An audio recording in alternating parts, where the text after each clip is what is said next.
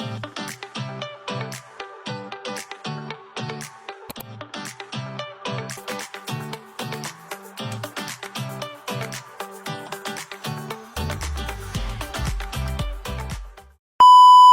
back to my channel, and today we are going to talk into the case of Chavez v. Gonzalez, a landmark case that discusses freedom of speech, censorship, and the limitations of government powers.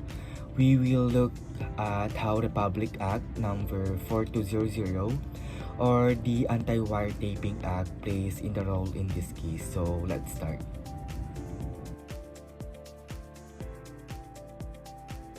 First, let's talk about what this case is all about.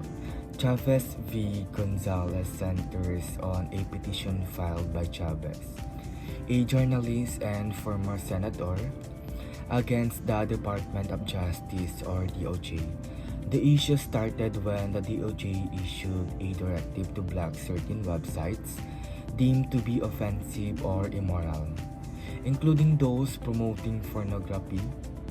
Chavez argued that this move violated the right of freedom of expression, which is protected under the Philippine Constitution. Now let's look at the facts. The case came about when the Department of Justice issued an order instructing internet service providers in the Philippines to block access to websites containing material deemed offensive. And these materials range from pornography to those violating public morality. Chavez, along with the other concerned parties, contested the government's decision, arguing it violated the freedom of speech and press guaranteed by the Constitution.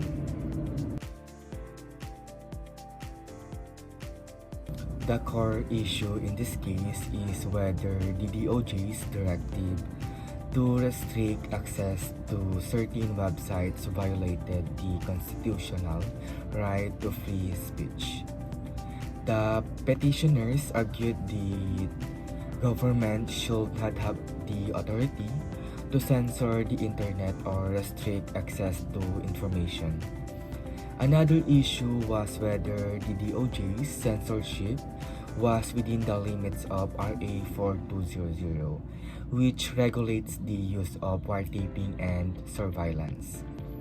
The case raised important questions about the balance between public morals and individuals' freedoms. The Supreme Court ruled in favor of Chavez. The court declared that the DOJ's directive was emphasizing that any form of censorship must be carefully examined. The ruling reinforced that freedom of speech and freedom of the press must be protected, even in the digital age. The court also pointed out that any attempt by the government to restrict access to information on the internet must carefully examined, so meaning it must be necessary and proportionate.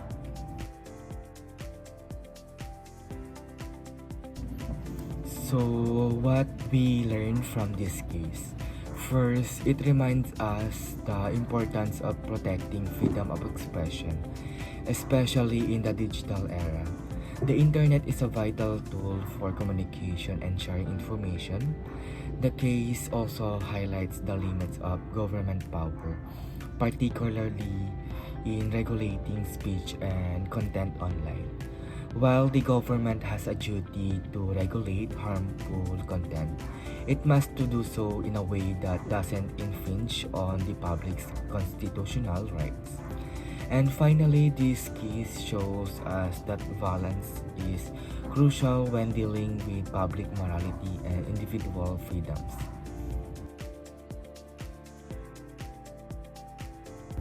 Okay, that's it, our discussion on Chavez v. Gonzalez. This case is a significant reminder of how we must protect our rights while navigating the complexities of digital freedom.